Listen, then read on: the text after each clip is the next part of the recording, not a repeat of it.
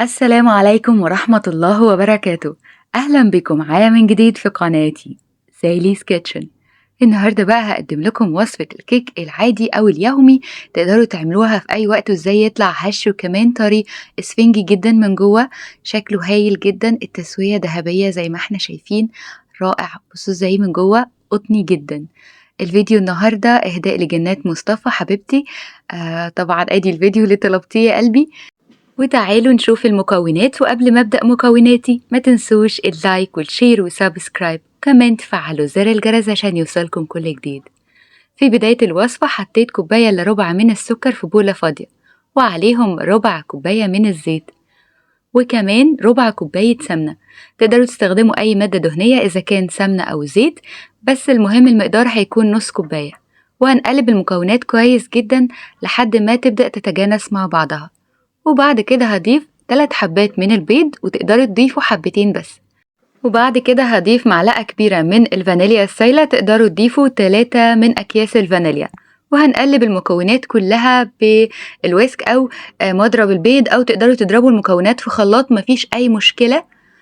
وبعد كده حطيت كوباية لبن بدرجة حرارة الغرفة أو حليب، وكمان عليهم معلقتين من اللبن البودر صغيرين، وهضيف عليهم كمان معلقتين صغيرين من الخل، تقدروا تضيفوا معلقة كاملة كبيرة.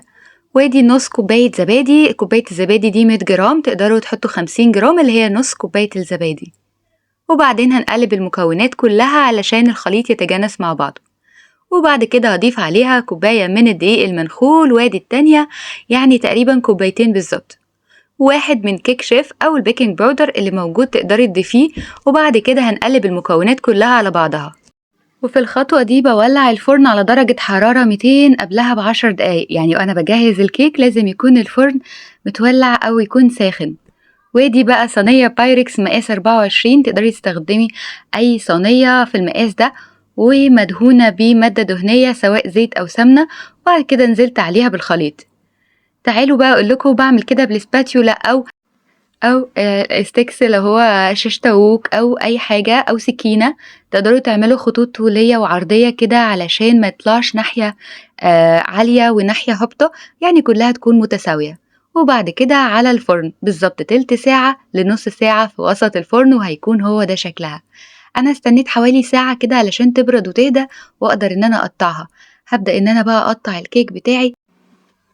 تقدري بقى تقطعيها مربعات او زي ما انت عايزة، شوفي الحجم اللي انت حباه تقطعيها.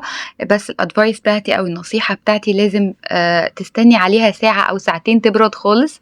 انا استنيت عليها ساعة بس. بصوا ازاي هي بجد هشة جدا، اسفنجية من جوه، طرية جدا، حلوة قوي، هشة.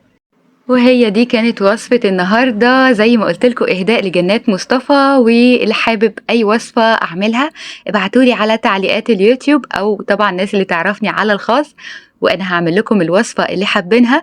وكمان هنزل إهداء باسمكم في الفيديو، هتكون ذكرى حلوة قوي. أتمنى يا رب وصفتي النهاردة تكون عجبتكم. ولو الوصفة عجبتكم ما تنسوش اللايك والشير والسبسكرايب، وكمان تفعلوا زر الجرس عشان يوصلكم كل جديد. ولو في أي وصفة حابين تعرفوها ابعتولي على تعليقات اليوتيوب، وهرد عليكم بفيديو للوصفة. ودلوقتي بس أقدر أقول لكم لمزيد من الوصفات تابعوني على قناتي سالي's كيتشن. بالهنا والشفا، باي باي.